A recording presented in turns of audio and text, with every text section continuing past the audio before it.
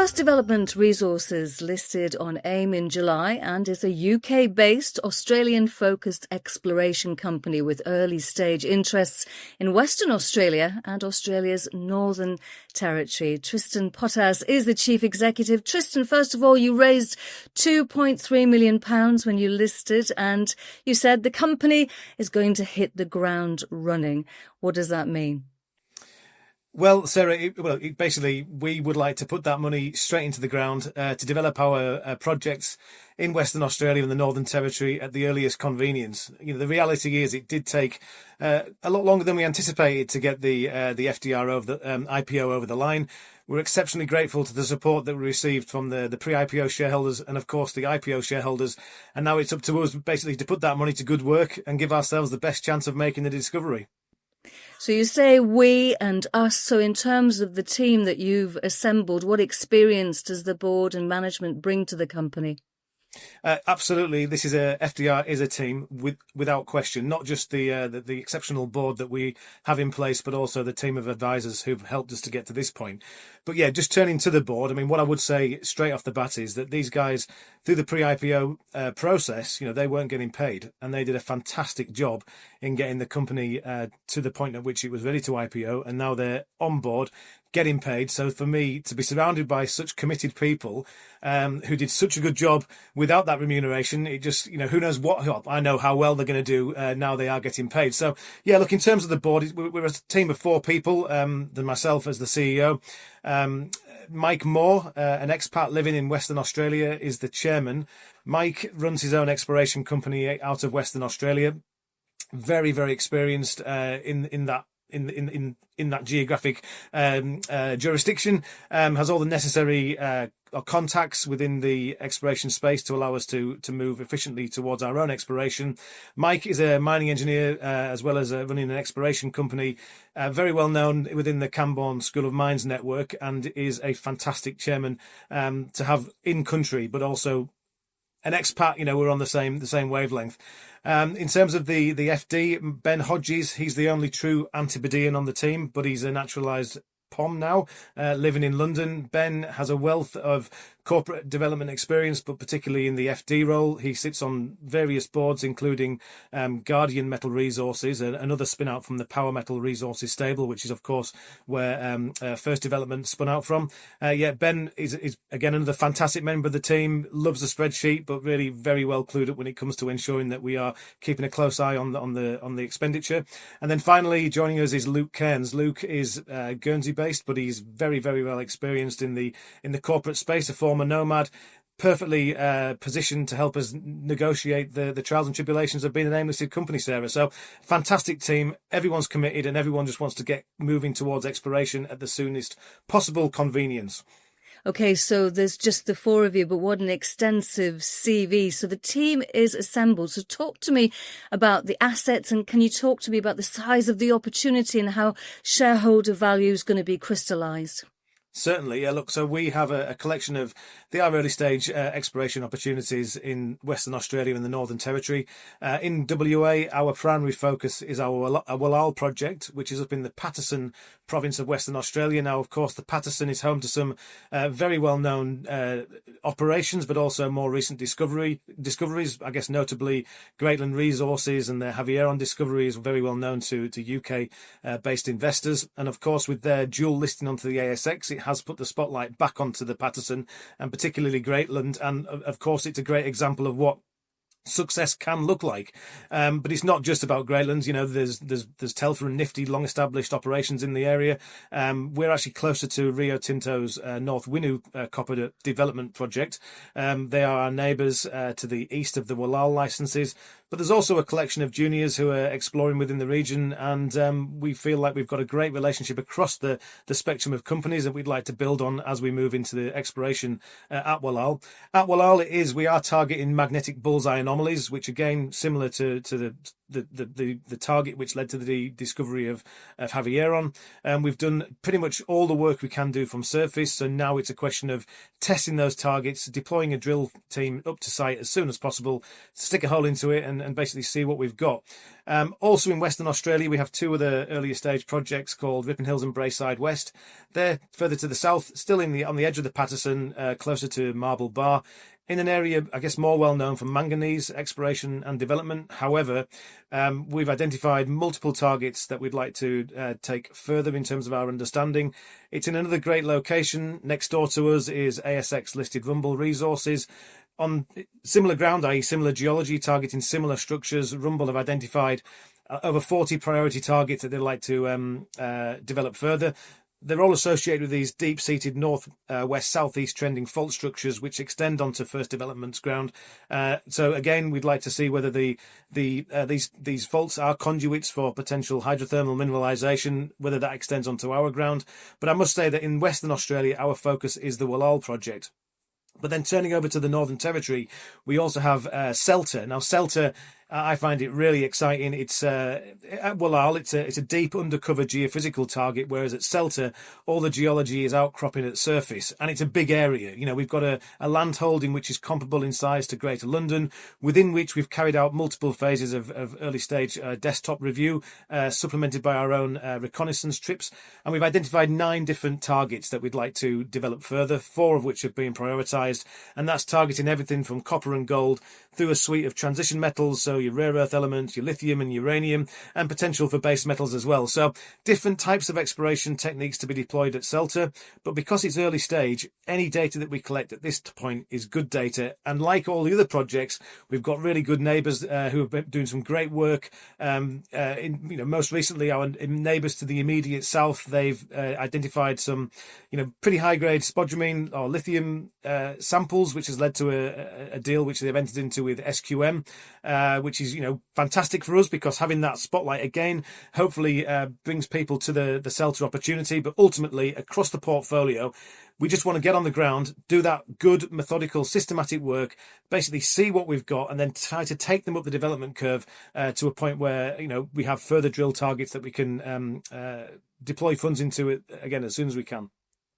I'm still assimilating that red carpet roll call of neighbours, Rio Tinto, so pretty punchy names there. So you talk about systematic. So is the idea to work on Wallal, Braeside West, Ripon Hills, etc., simultaneously or one after another? Good question. Obviously, in this market, it's always about generating that tangible news flow to keep investors interested. There's a lot of opportunity out there for investors, and you have to stay relevant. Now, equally at the same time, we do have to be measured. We are a small team, we're an experienced team, but we can't spread ourselves too thin. So in the first instance, it's all about getting a drill rig up to Wallal and testing that magnetic bullseye anomaly. Or we've got 3, but it's the eastern anomaly that we'd like to drill test initially, and then very shortly thereafter, sending a team out to the Celta project to basically do that early stage work. All of the projects, including Braeside West and Ripon Hills, have targets that have been identified, but as a business, we'd like to focus initially at Wallal and then at Celta. Do some additional work across the rest of the portfolio, but also at the same time, Sarah, look at potentially bringing in new opportunities, not to the disadvantage of what we've currently got, but I think it's prudent to always be on the look for opportunities that can add further value to the business and obviously to shareholders. So you mentioned the development curve earlier. So is the idea to partner, prove up and develop yourself and possibly take some of those projects through to production? I'm a very big believer in the Lassonde curve. I think that real value can be accretive at that point of discovery, because we do know that post-discovery, finding something but then is very different to developing it and then operating it. Obviously, management teams are established for a particular purpose. We've got a great team to help get a new company going and hopefully make that initial discovery. To take a company through development, obviously that is a very specialist job, and it would likely require a change in personnel. And then operations, that's a very different story as well. Although it does happen, and again, Greatland Gold is a fantastic example of a company that found it, developed it in JV, and are now hopefully going to be operating Javier very soon. And And it can happen, but I think we have to be mindful of what our skill set is in the short term, and where we can accrete that real value for shareholders, with that, by doing that high impact work in the hope of making that discovery. What comes after that, Sarah? Let's see. Ultimately, exploration is not a straightforward process. It's certainly not you don't win in every single time you roll the dice, but you've got to give yourself the best chance to do that. And I think the way we're set up right now gives ourselves the best chance. And then, as I say, what comes next, that'll be a decision for the board and for shareholders. So therefore, is it too early to be having conversations with potential off-takers? Definitely at this stage, we have to find it first. However, I think that obviously we're operating at a time when metal demand has never been higher for certain metals.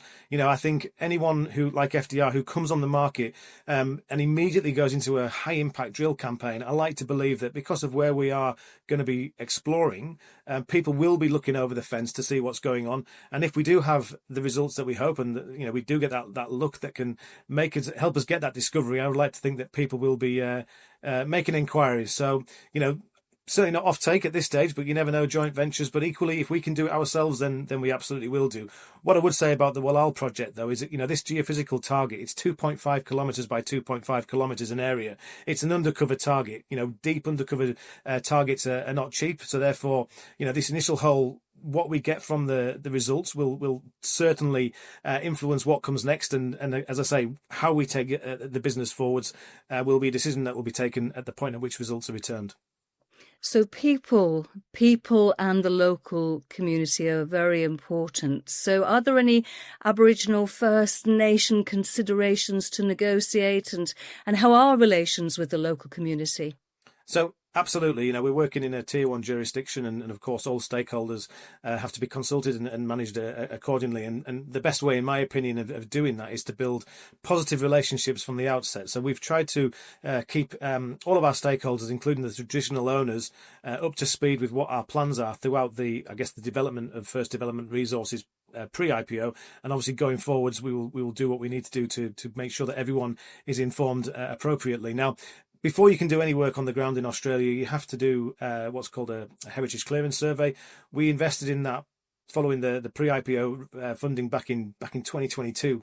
I was out actually on the ground with the traditional owners, walking the ground, and on the back of that survey, we got the sign off to suggest that there was nothing that was identified of significant